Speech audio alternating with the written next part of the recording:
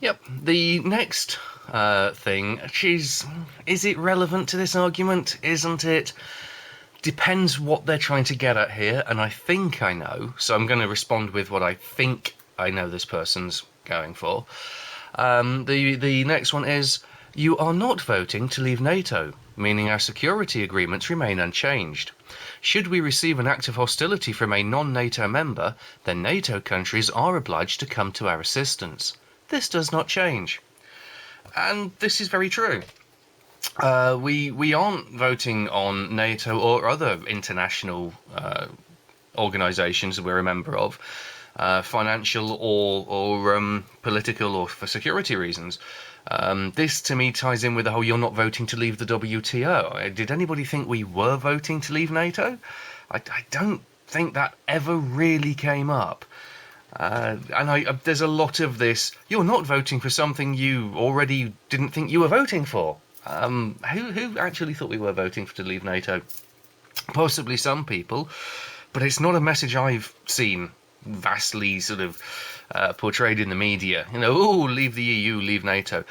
However, what I think this is, and this is my best guess, where I think this is going is when Cameron said a little while ago, if we leave the EU, it could lead to destabilisation of the European area, which could lead to conflict.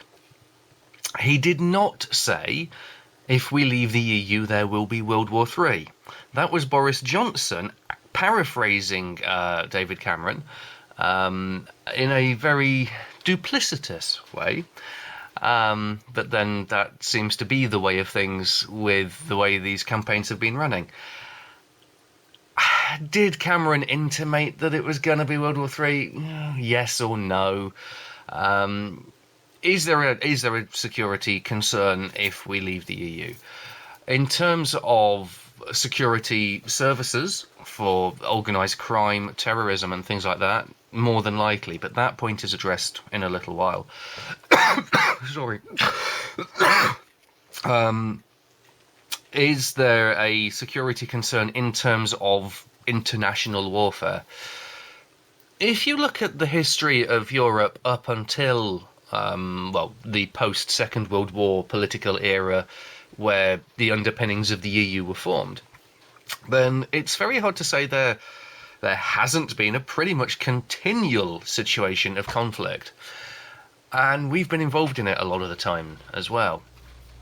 That doesn't mean that the moment we come out of the EU, suddenly there is going to be global warfare or even local war. But I think it would be naive to automatically assume that coming out of the EU wouldn't have long-term risks of conflict.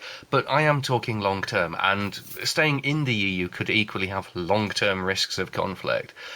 To me, it's a semi-non-issue. I think that this is one of those red herrings thrown in. Cameron probably shouldn't have gone down the route of really making such a big deal about it. And the Leave campaign really leapt on it far too strongly and have blown it completely out of the proportion it was said in. And it was already out of proportion, really, in my opinion, before that.